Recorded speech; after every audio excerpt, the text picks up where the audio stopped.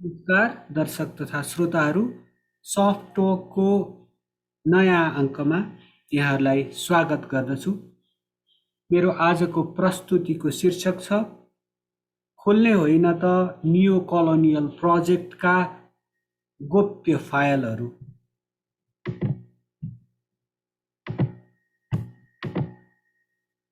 December 8, 1989 को दिनलाई जम्मू कश्मीरको जीवनको एउटा ज्यादै दुःखदायी चरणको सुरुवात मानिन्छ। त्यस दिनपछि पृथ्वीको स्वर्ग भनिने जम्मू कश्मीर जुन दिशामा गयो, वा भनौँ जम्मू कश्मीरलाई जुन दिशातर्फ बलात् धकेलियो लगियो, त्यसले कश्मीरीहरूलाई दुःख, पीडा, आँसु बाहेक केही दिएन। भारतका लागि त्यसले एउटा ठुलो आन्तरिक सुरक्षा चुनौती थपिदियो। हो, त्यही दिन यासिन मल्लिक नेतृत्वको जम्मू कश्मीर लिबरेसन फ्रन्ट, जम्मू कश्मीर मुक्ति मोर्चा सम्बद्ध अपहरणकारीहरूले जम्मू कश्मीरमा रुबैया सहितको अपहरण गरेका थिए। उक्त समूहले लालदेड महिला स्मृति अस्पतालमा इन्टर्नको रूपमा कार्यरत सईदको अपहरण गर्नुको मुख्य कारण थियो आफ्नो सङ्घर्षप्रति सम्बन्धित पक्षहरूको ध्यानाकृष्ट गर्नु। यहाँनिर एउटा टिप्पणी गरिहालौँ। यस प्रस्तुतिको उद्देश्य हिंसाको पक्ष पोषण गर्नु होइन। त्यो चाहे राज्य पक्षबाट गरिएको होस्, चाहे त्यो राज्य इतर पक्षबाट गरिएको होस्। इतिहासका पानाहरू पल्टाएर सान्दर्भिक प्रसङ्गहरू प्रस्तुत गर्नु यस प्रस्तुतिको उद्देश्य हो। त्यसलाई त्यसै रूपमा लिइदिनु हुन दर्शक तथा श्रोताहरू समक्ष विनम्र अनुरोध गर्दछु। हुन पनि सईदको अपहरण चान्चुने घटना थिएन। कङ्ग्रेस आईसँग छुट्टी भिन्न भइबसेको अनि मूलतः भारतीय जनता पार्टी र केही हदसम्म वामपन्थी दलहरूको बलमा टिकेको बीपी सिंह सरकारको जगै हल्लाउने किसिमको घटना थियो त्यो। सरकार नहल्लियोस् पनि किन, आखिर सईद साधारण नागरिक त थिएनन्। उनी त बीपी सिंह सरकारका गृहमन्त्री मुफ्ती मोहम्मद सईदकी छोरी थिइन्। यो हाई प्रोफाइल अपहरण पछि भारतीय राज्य संयन्त्र हरकतमा उत्रियो। वार्ताका क्रममा मुक्ति मोर्चाको माग बमोजिम उसका 5 सदस्यहरूलाई थुनामुक्त गरिसकेपछि सईदलाई मुक्त गरियो। डिसेम्बर 13, 1989 का दिन ती 5 सदस्यहरूलाई लिन जम्मू कश्मीरमा हजारौं समर्थक आएका थिए भनिन्छ। यसले पनि कश्मीरमा भुसको आगो झैँ अतिवाद मौलाउँदै गइरहेको रहेछ भन्नेतर्फ नै सङ्केत गर्दछ। सईदको अपहरण, मुक्ति र मोर्चाका सदस्यहरूको थुना मुक्तिपछि कश्मीरको आगो निभेन। यो त झन सल्किँदै गयो। यस सङ्घर्षमा पाकिस्तानको हात रहेको नयाँ दिल्लीको आरोप यथार्थभन्दा पर पक्कै नहोला। त्यसो त गिलगिट बाल्टिस्तानमा केही घटना भयो भने इस्लामाबादले दिल्लीलाई दोष लगाउने, अनि कश्मीरमा घटना भयो भने दिल्लीले इस्लामाबादलाई दोष लगाउने परम्परा जस्तै विकसित भइसकेको छ। समग्र भारतमा बहुमतमा रहेको तर जम्मू कश्मीरमा चाहिँ अल्पमतमा रहेका हिन्दूहरू, कश्मीरी पण्डितहरू कश्मीरमा डढेलो झैँ फैलिएको हिंसामा परि ज्यान गुमाउन बाध्य भए। बलात्कार र अन्य अपमान अत्याचारको शिकार भए। धेरैजसो विस्थापित जीवन जिउन बाध्य भए। कश्मीरमा अमन चयन कायम गर्ने नाममा अमन चयन कायम गर्ने क्रममा राज्य पक्षबाट पनि हिंसाका, अत्याचारका घटनाहरू, ज्यादतीका घटनाहरू प्रशस्त भएका छन्। यो हिंसाको चपेटामा स्थानीय मुस्लिम समुदायका सदस्यहरू पनि परेका छन्। द प्रिन्टका प्रधान सम्पादक शेखर गुप्ताले द प्रिन्टको हेडलाइन के पीछे शेखर के साथ कार्यक्रमको मार्च 27, 2022 को अङ्क शीर्षक चाहिँ Imran Khan, the Kashmir files and Arvind Kejriwal episode 12मा दर्शकहरूको प्रश्नहरूको उत्तर दिने क्रममा भनेका छन्। रुबैया सहिदको अपहरणपछि जम्मू कश्मीरमा कश्मीरी पण्डितहरूमाथि अत्याचार सुरु भयो। जनवरी 19, 1990मा जगमोहनलाई जम्मू कश्मीरको गभर्नर बनाइयो भाजपाको समर्थनमा। जनवरी 20 भित्र कश्मीरी पण्डितहरूलाई उक्त राज्य छोड्नु भन्ने फरमान जारी गरिएको थियो। सायद ढिलो नियुक्त भएका कारण जगमोहनले कश्मीरको स्थिति नियन्त्रण गर्न सकेनन्। कश्मीरी पण्डितहरूमाथि अत्याचार भएको हो। पाकिस्तानको समर्थनमा सञ्चालित मुस्लिम समुदायका सदस्यहरूबाट।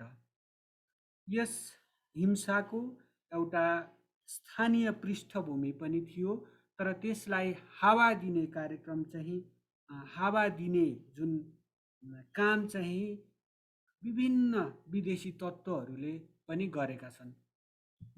तर यस हिंसामा हिन्दूहरू मात्रै पीडित भएका पक्कै पनि होइनन्। सन् 1990 देखि हालसम्म कश्मीर हिंसामा 20,000 देखि 25,000 कश्मीरीहरूले ज्यान गुमाएका छन्। हिंसामा परि ज्यान गुमाउनेहरूमा करिब 98% कश्मीरी मुसलमानहरू छन्। 20 करोड मुस्लिम जनसङ्ख्या भएको भारतमा सम्पूर्ण समुदायलाई नै यस हिंसाका लागि दोष दिनु ठिक होइन। त्यस विशाल जनसङ्ख्यामा 2-3 लाख मात्रै देशद्रोही निस्किए भने पनि भारत अघि बढ्न सक्ने छैन। आफ्नो प्रस्तुतिमा द प्रिन्टका प्रधान सम्पादक शेखर गुप्ताले यसो भनेका छन्। यो कश्मीर भन्दा पनि यो 1990s भन्दा पनि अझ पछाडि फर्केर हेरौँ, भारतको इतिहास हेरौँ, मुख्य केही घटनाहरू हेरौँ। यो केही दशक 1990 भन्दा केही पछि फर्की हेर्दा पनि थाहा हुन्छ भारतमा जाति विशेष, धर्म विशेषहरू विरुद्ध लक्षित अरू धेरै हिंसाका घटनाहरू भएका छन्। पार्टिसन भएको छ, देश टुक्रिएर दुईटा देश बनेका छन्, फेरि पाकिस्तान टुक्रिएर बङ्गलादेश बनेको पृष्ठभूमि पनि छँदैछ। यो एक किसिमको दुःख लाग्दो, पीडादायी, रक्तरञ्जित इतिहास छ। फेब्रुअरी 27, 2002 गुजरात राज्यको गोधरामा अयोध्या तीर्थयात्रा गरिसकेपछि फर्किँदै गरेका कार सेवकहरू चढेको रेलमा आगो लगाइयो। यसरी आगो लगाइँदा 58 कार सेवकहरूको मृत्यु भयो। यस घटनापछि जातीय हिंसा थप भड्कियो। सरकारी तथ्याङ्कहरूका अनुसार 3 महिनासम्म सल्केको जातीय दङ्गाका क्रममा 1044 व्यक्तिहरूको मृत्यु भयो। यसरी मृत्यु हुनेहरूमा 790 मुस्लिम र 254 हिन्दूहरू थिए। 223 व्यक्तिहरू हताहत भए, 2500 जना घाइते भए उक्त हिंसा चर्किँदा। त्यसो त यस दङ्गालाई पनि जातीय सफायाको घटना मान्नेहरूको पनि कमी छैन।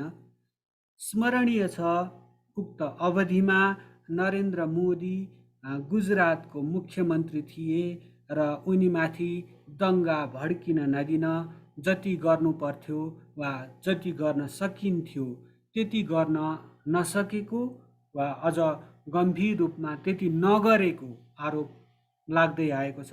यो चाहिँ मैले विभिन्न समाचारहरूबाट यसको जिस्ट निकालेको हुँ।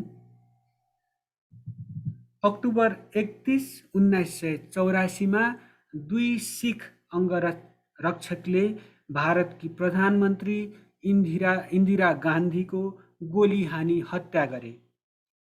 त्यस हत्यापछि सिख समुदाय विरुद्ध फैलिएको दङ्गा सम्बन्धमा तयार गरिएको justice Nanavati commission of inquiry report 1984 एन्टी-सिख रायट्सको अनुदित अंश यहाँ प्रस्तुत गर्ने अनुमति चाहन्छु। उक्त हत्यापछि दिल्ली र देशका अन्य भागहरूमा सिखहरू र उनीहरूका जायजेथामाथि हिंसात्मक आक्रमणहरू भए। दिल्लीमा अक्टोबर 31, 1984 को साँझदेखि हिंसाका घटनाहरू सुरु भए। त्यसपछिका 2 दिनहरूमा सिखहरू र तिनका सम्पत्तिमा उग्र हिंसा हुँदा सयौं सिख मारिए, कयौं घाइते भए। धेरै ठुलो मात्रामा सम्पत्ति लुटियो र जलाइयो। नोभेम्बर 5, 1984 सम्म हिंसाका घटनाहरू भइरहे पनि नोभेम्बर 3 देखि स्थितिमा सुधार आउन थालिसकेको थियो। दङ्गाका कारण सयौं सिखहरूले आफ्नो घर छोड्नु पर्यो र सहायता शिविरहरू वा अन्य सुरक्षित स्थानहरूमा आश्रय लिनु पर्यो। धेरै सिख परिवारहरू आफ्ना पुरुष सदस्यहरू गुमाए। धेरै सिख परिवारहरूले आफ्ना पुरुष सदस्यहरू गुमाए। ठुलो भावनात्मक तथा आर्थिक क्षति बेहोरे। बोकारो तहसिल, चस तहसिल र कानपुर पनि नराम्रोसँग प्रभावित भए। राज्यसभामा बोल्दै तत्कालीन गृहमन्त्रीले यसो भनेका छन्, दिल्लीमा नोभेम्बर 1984मा भड्किएको दङ्गामा परि 2146 सिखहरूले ज्यान गुमाए। सोही समयमा देशका अन्य भागहरूमा भड्किएको दङ्गामा 586 व्यक्ति मारिएको जानकारी प्राप्त भएको छ। यी सिख विरोधी दङ्गाहरूले सिखहरूका भावनाहरूमा मात्रै चोट पुर्याएका छैनन्, यिनले त देशभरिका मानसिक रूपमा स्वस्थ व्यक्तिहरूको चेतनालाई समेत आघात पुर्याएका छन्। जुन तरिकाले हिंसात्मक आक्रमणहरू गरियो, सम्भवतः सिखहरूमाथिका ती आक्रमणहरू या त कङ्ग्रेस सम्बद्ध, अर्थात् कङ्ग्रेस आई जो त्यतिखेर सत्तासीन थियो, कङ्ग्रेस सम्बद्ध व्यक्तिहरूले, तिनका समर्थकहरूले या अन्य संस्थाहरू वा सङ्गठनहरूले ती आक्रमणहरू सञ्चालन गरेको अनुभव गरिएको छ। दिल्ली पुलिसले सिखहरू र तिनीहरूको जायजेथाको सुरक्षामा लापरवाही गरेको मात्र होइन, सम्भवतः ती आक्रमणहरू गराउन दुरुत्साहन गर्यो या चुपचाप आक्रमण हुन दियो कि भन्ने अनुभव गरिएको छ। त्यसरी प्रहरी प्रशासनमाथि पनि एउटा गम्भीर आरोप लागेको छ। यस सिख रायट्स जसलाई भनिन्छ त्यसको सम्बन्धमा चाहिँ। यसै पृष्ठभूमिमा विशाल अग्निहोत्री लिखित, निर्देशित अनि जी फिल्म्स निर्मित दि कश्मीर फाइल्सले चलचित्र बजार तताएको छ। सन् 1990 को दशकदेखि कश्मीरमा भड्किएको हिंसाका कारण ज्यान गुमाउन पुगेका, नाना थरी अत्याचार सहन बाध्य, मातृभूमि छोड्न बाध्य बनाइएका कश्मीरी पण्डितहरूमा चलचित्र केन्द्रित छ। त्यसो त गोर्खाल्यान्ड आन्दोलनका क्रममा दार्जिलिङका नेपाली भाषीहरू विरुद्ध चलाइएको दमन चक्रमा परेका नेपालीहरूको दुःख पीडा आँसु पनि कम दुःखदायी छैन। त्यो दुःख, त्यो पीडा, त्यो आँसु पनि आलै छ। भारतको उत्तरपूर्वमा भड्किएका दङ्गाहरूमा परेका समुदायहरूको घाउ त्यो पनि आलै छ। थिम्पूको निरङ्कुश शासन सत्ताले एक जाति, एक भाषा, एक भेष नीति लागू गर्ने क्रममा विश्वकै सबैभन्दा ठुलो प्रजातन्त्रको अघोषित समर्थनका बलमा 1 लाखभन्दा बढी नेपाली मूलका भुटानी नागरिकहरूको बस्तीमा दमनचक्र चलाई, तिनका बस्तीमा आगो लगाई, बलात्कारलाई युद्धको हतियारका रूपमा प्रयोग गरी 1 लाखभन्दा बढी नेपाली मूलका भुटानी नागरिकहरूलाई तिनका बस्तीहरूबाट लखेटेको कथा पनि धेरै पुरानो होइन। त्यसको घाउ पनि आलै छ। ती विस्थापितहरू, ती शरणार्थीहरू अहिले पनि एकदमै जुन जुन ट्रमाटिक लाइफ्स बिताइरहेका छन् अमेरिका, अस्ट्रेलिया, जर्मनी लगायतका देशहरूमा। यसै गरी आश्रय खोज्दै सीमाञ्चलका भारतीय भूभागमा प्रवेश गरेका ती विस्थापित नेपाली मूलका भुटानी नागरिकहरू जसलाई लोत्सम्पा भनिन्छ, तिनीहरूकै मातृभूमि फर्काउन थिम्पूलाई नैतिक दबाब दिनुको सट्टा लखेटी सीमा कटाई, अशान्ति, अव्यवस्था, भ्रष्टाचार, सुशासनको अभाव, बेरोजगारी जस्ता अनेकन समस्याहरूसँग जुझ्दै गरेको नेपालमा समस्यामाथि समस्या थपिदिने छिमेकीको थिम्पू फाइल खोल्न पनि अझै बाँकी नै छ। त्यसै गरी सन् 1950को राजनीतिक परिवर्तनपछि करिब हरेक दशकको अन्तरालमा हाम्रा स्वदेशी बनिएका तर उतैको नुन पानीको गुण तिर्न सदा आतुर आफ्ना प्यादाहरू प्रयोग गरी यस देशको भाग्य, भविष्य, नियतिसँग सम्बन्धित हरेक खेल आफूले जित्ने गरी सञ्चालन गरिएका कूटनीतिक खेलहरू सम्बन्धी नेपाल फाइलहरू कहिले खुल्लान्? दि कश्मीर फाइलपछि भारतमा विभिन्न कालखण्डमा भएका जातीय हिंसाका घटनाहरूमा आधारित चलचित्रहरू बन्नुपर्छ भन्ने आवाज भारतभित्रै मुखरित हुँदो छ। कुनै दिन यसको पनि सुनवाई होला कि? स्मरणीय छ, संयुक्त राज्य अमेरिकाले बेला बेलामा आफ्ना महत्त्वपूर्ण कार्यहरू, अपरेसनहरू, घटनाहरू सम्बन्धी गोप्य फाइलहरू खोल्ने अर्थात् डिक्लासिफाई गर्ने गरेको छ। विश्वको सबैभन्दा ठुलो प्रजातन्त्रले पनि अमेरिकाको सिको गर्दै यस्ता फाइलहरू खोल्दै गयो भने हामी जस्तो लोकतन्त्र, गणतन्त्र, प्रजातन्त्र, धर्मनिरपेक्षता जस्ता यस्तै तन्त्रहरूका सिकारुहरूलाई पनि ठुलै फाइदा हुन्थ्यो कि? यसो गर्दा प्रजातन्त्र, मानवाधिकार, सुशासन, पारदर्शिता, सूचनाको हक जस्ता राष्ट्रिय जीवनका महत्त्वपूर्ण क्षेत्रहरूमा सुधार गर्दै उन्नत प्रजातन्त्रमा रूपान्तरित हुन पो सकिन्थ्यो कि?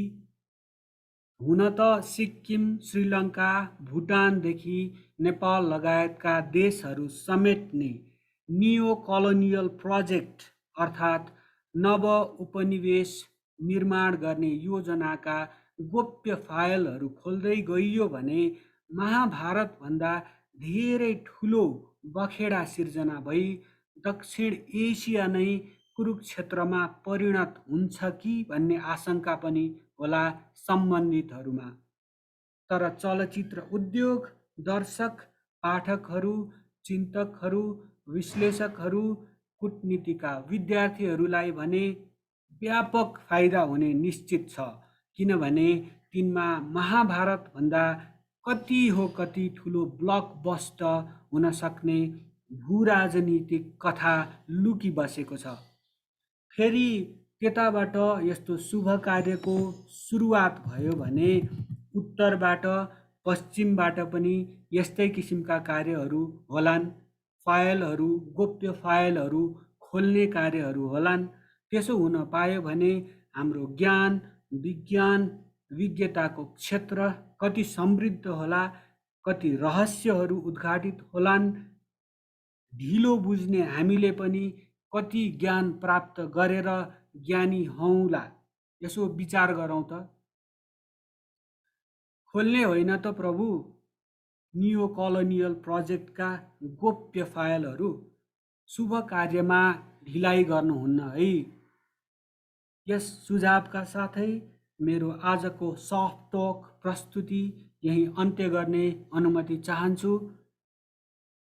मेरो प्रस्तुति सम्बन्धमा प्रतिक्रिया दिनुहुन अनि यस च्यानललाई सब्सक्राइब गरिदिनु हुन अनि तपाईँको मन छोयो भने यस प्रस्तुति, यस सफ्ट टकलाई लाइक गरिदिनु हुन विनम्र अनुरोध गर्दछु। तपाईँहरूको सहयोग, समर्थनले हाम्रो यो नागरिक पत्रकारितालाई अघि बढाउने सानो प्रयासमा पक्कै पनि एउटा ऊर्जा थप्नेछ। कार्यक्रम हेरिदिनु भएकोमा, सुनिदिनु भएकोमा धेरै धेरै धन्यवाद।